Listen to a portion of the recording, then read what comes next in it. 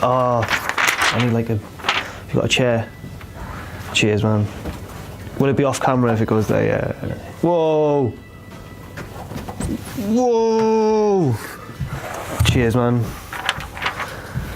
That's a sort of intricate technical marvelry that goes on to set up ups and downs. Just a little platform for me to reach my script off when I forget.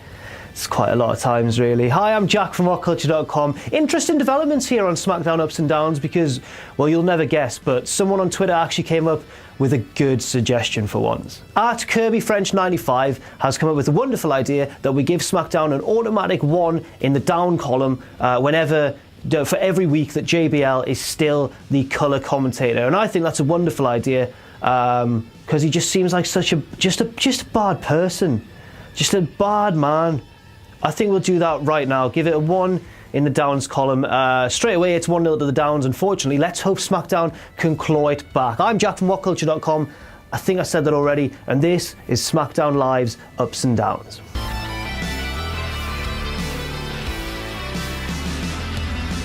We opened the show with Charlotte, of course, one of SmackDown's newest acquisitions from the Superstar shakeup, and she came out to challenge Naomi for a title shot, saying, "Why haven't I already been given a title shot, Naomi?" Which is fair enough, you know. Charlotte's really, really good in kayfabe and in real life. And then Naomi came out and she was, you know, standing her ground.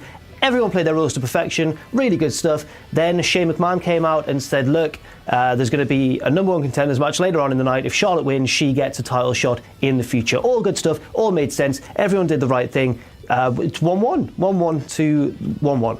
Now we get to the match that everyone's been talking about for the past few hours. It's lit up the office with discussion. If you don't know the result of it, then you'll see why imminently. First of all, I have to give a shout out to the match itself. I think the match itself is worthy of its own up. The action was really good, really well structured. Everyone, you know, clearly contributed ideas and thought, look, if we do this, that'll keep these people guessing and it'll all look good. There was a lot of desperation kickouts and other people breaking up other pinfalls, all that kind of good stuff. The competitors were Sami Zayn, Dolph Ziggler, Eric Rowan, Luke Harper, Jinder Mahal, Mojo Rawley. That was it. There was only 6. It was a 6-pack challenge. And it was a really good match. I enjoyed it a lot. That gets enough.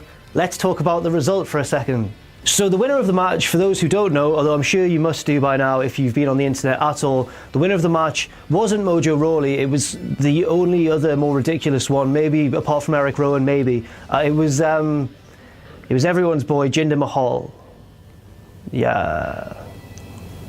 Jinder was not hindered at all in this match. He actually won, scoring the pinfall on Sami Zayn, which is a big reason why I'm going to give this a down. I'm not too offended by the idea of a big heel underdog getting a massive unexpected victory in a multi-man, such a chaotic match when anyone could theoretically win. I do have a problem with him scoring a pinfall over Sami Zayn. Yes, he was helped out by the Bollywood boys, who are now his minions by virtue of, because they're all,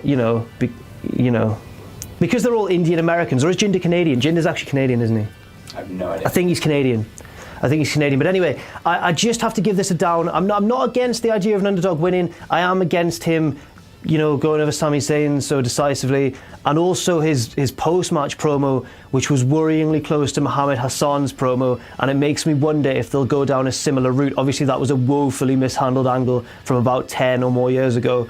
I'm not implying that they're similar in any way. Muhammad Hassan was an Islamic American character who was actually Italian American. Jinder is an Indian American character who was obviously Canadian, I believe. But, I don't want to suggest that WWE would see that as one and the same thing and try and push it as the same angle, but they totally would. They totally would do that. Next up, Charlotte beat Naomi in that match we talked about earlier to earn herself a shot at the WWE SmackDown Women's Championship. I'm going to give this a hesitant up because it didn't blow the roof off anything. It was okay. I couldn't help myself think while I was watching it. They've got some good ideas here, but it's not quite executed as crisply as specifically Asuka and Ember Moon at NXT TakeOver. Now, I understand that was a pay-per-view match. They've got more time and more freedom to do interesting and more challenging things. But in this match, there was a lot of things where I thought that might have sounded good on paper, and they're just not quite good enough together. The chemistry wasn't quite there to make it an excellent match. I'm still going to give it an up because the booking makes sense, and I like to see Charlotte immediately in the main event scene. But the developmental girls, man, they should be on the main roster so quickly. Asuka and Ember Moon, They are fantastic. Next up, the Shining Stars beat American Alpha in 3 minutes. It's down. Next up, the match that we'd all been waiting for, Kevin Owens versus Gary Gandhi. Local enhancement talent. And he was great. I loved him. I loved Gary Gandhi. Because Phil, I don't know if you saw this. I did not. So Kevin Owens came out and he's doing this thing called the Face of America Open Challenge. Because he's Canadian and he's the US champion. Everyone hates it.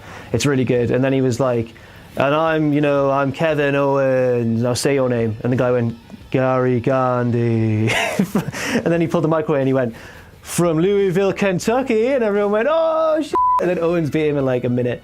But he nearly botched, I don't know if you saw that, he nearly botched the powerbomb. Like Gary Gandhi didn't quite get enough elevation, he could have broke his neck. Thankfully Owens caught him, drove him down, it looked fine. I'm enjoying this Kevin Owens heel run. I hope he keeps the US Championship for a while. I want him to be in the main event scene, but I hope he keeps that for a while. I mean, obviously there's more established main eventers like, Jinder Mahal or whatever, but... And finally we had the main event, AJ Styles versus Baron Corbin. Again, another example of this sort of topsy-turvy SmackDown booking we've got at the minute. The US #1 contender is in the main event scene, while the WWE #1 contender match was on the undercard. Strange, I guess. It was an alright match. AJ beat Corbin with a phenomenal forearm into the crowd, and then he made it back in the ring before the countout. It was fine. Kevin Owens was there at ringside on commentary, which made the match even more, like a little bit more bearable.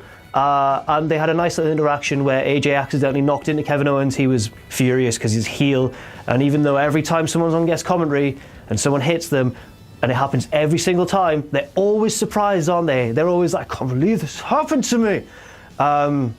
It was an up. It was an up. It wasn't fireworks. It wasn't what we maybe are quite hoping for after the shake-up stacked SmackDown's roster so much, but it's a promising start. So yes, I think the ups have won. So that's all for this week on SmackDown Ups and Downs. Thank you very much for watching. We will continue to give SmackDown an automatic down every week. That JBL remains on the commentary team, unfortunately, because I do like SmackDown, but you can't have JBL on there. It's just common sense, guys. I've been Jack, as I said, and I'll see you soon. Hello, I'm King Ross. I've been asked to shield some merch, but since I don't get a cut of my own merch, I'm having nothing to do with it. So here's Hobo Joe to do it for me. Shield that merch, take this microphone. Hi, I'm Hobo Joe, and I've got some t-shirts. So we've got a Bullet Club one. It's Bullet Club, and the Young Bucks, nice and colourful there. You can get these signed at WCPW shows by all of your favourite wrestlers, and me, but you probably don't want that. That one now. Oh, this one. That's the Prestige. The World Cup for our lovely World Cup. What else? We've got Cody Rhodes. And the last one.